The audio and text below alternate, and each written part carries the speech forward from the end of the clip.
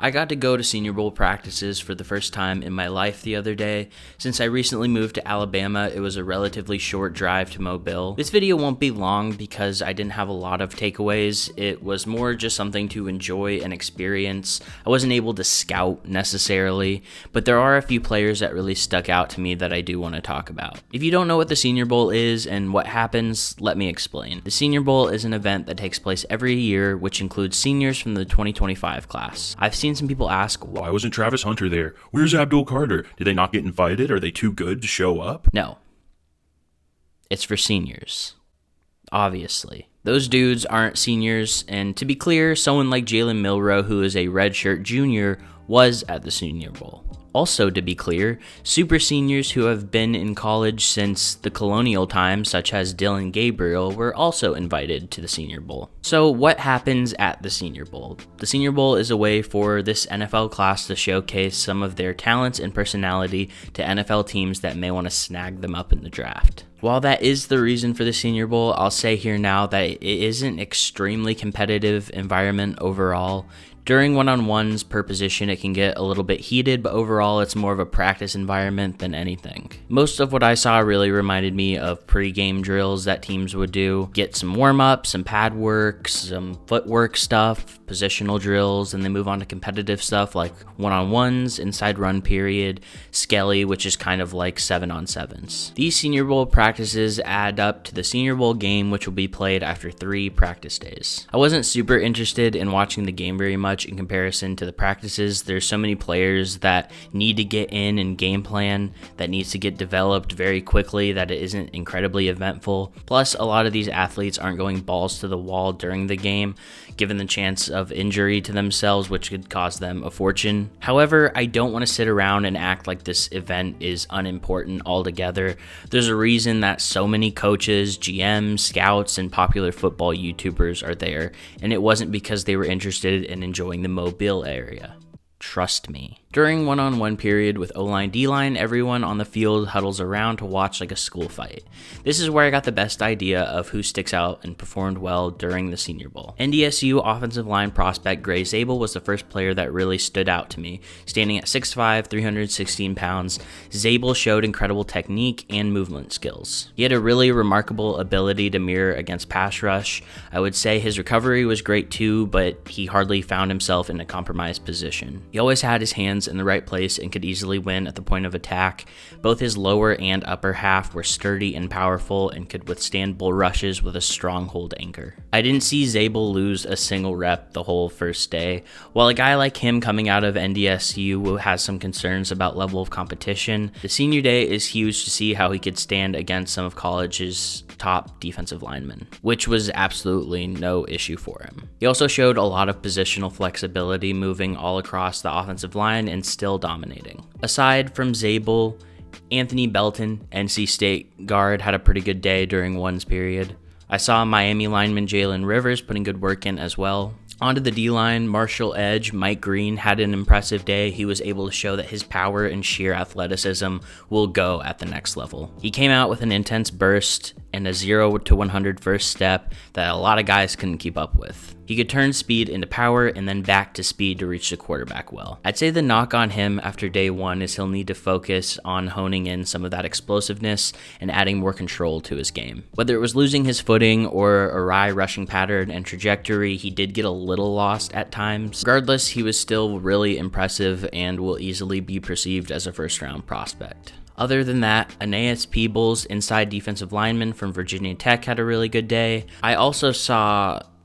Okay, this is a little bit unprofessional, but I saw a Notre Dame looking helmet. I'm not entirely sure who it was or exactly the school, but it was a goldish looking helmet that, he was doing a pretty good job. I wish I had his name and could, give a little better insight as to who I'm talking about. I still wanted to shout him out in case anyone knows exactly who I'm talking about. I looked through the roster on both the national and American team, and there's quite a bit of gold helmet stuff going on, but I'm pretty sure it was Notre Dame, so I'll just leave that at that. I don't have a whole lot to say about the receivers and DBs since I spent most of my time watching the linemen go at it, but I did get to see Elijah Arreo have some dominant reps.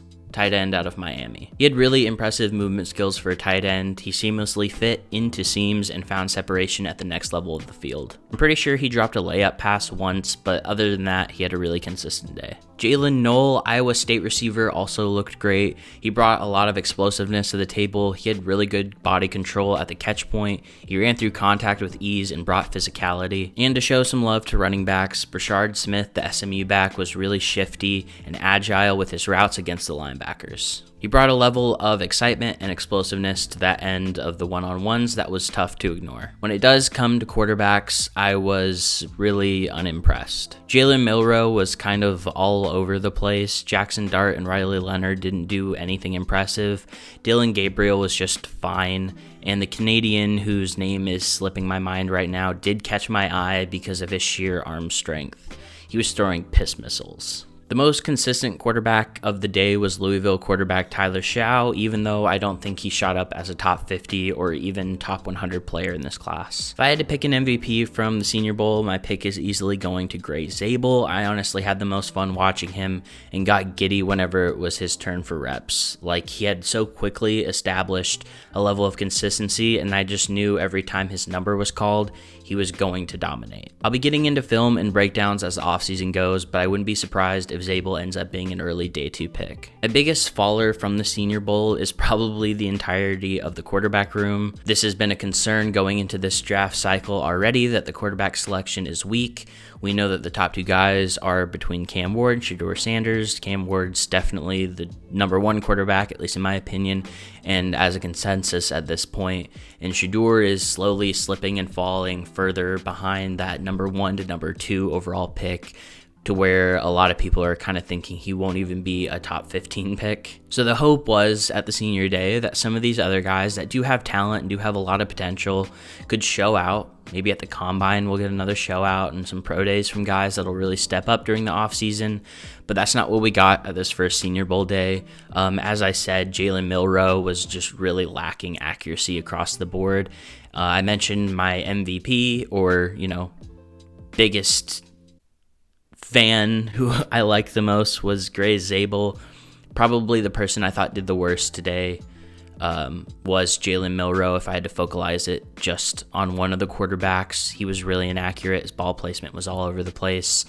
Other than that, Jackson Dart it looked like he just didn't have energy. He was kind of tired and looked like he didn't want to be there. I'm sure that's not true, but that's what it looked like. He was taking dump down after dump down whenever they had the ability to get into some more scrimmagey type situations. Even so, he wasn't incredibly accurate. The ball didn't spin out of his hand as fast as you'd like. Riley Leonard just didn't show a whole lot. And Dylan Gabriel, like I said, was just fine. Nothing crazy that blew me away whatsoever. When it comes to Jalen Milroe, I think he'll be a really polarizing prospect when it comes down to the draft, because we know the potential. We know he brings a level of athleticism that no other quarterback in this class brings. But if he can't round all his abilities as a quarterback out, I worry for his fit in the NFL. And that's going to wrap this video up. Like I said, I didn't have an incredible amount of takeaways. I was there just enjoying my time. I got to meet a few people. That was pretty cool. I'm going to get into some film breakdown and analysis on this class, doing top 10s for basically every single position. Kind of depends on the position. I'm not going to do top 10 of the left guards. I'll probably do, top 10 tackles, top 10 guards or interior linemen, top 10 quarterbacks, receivers, running backs, defensive ends. I'm a defensive line guy, so I'm going to be pretty thorough as I can on that defensive line segment, so be ready for that. I really liked what I saw out of Mike Green. I'm excited to get into his film more, so that's going to do it.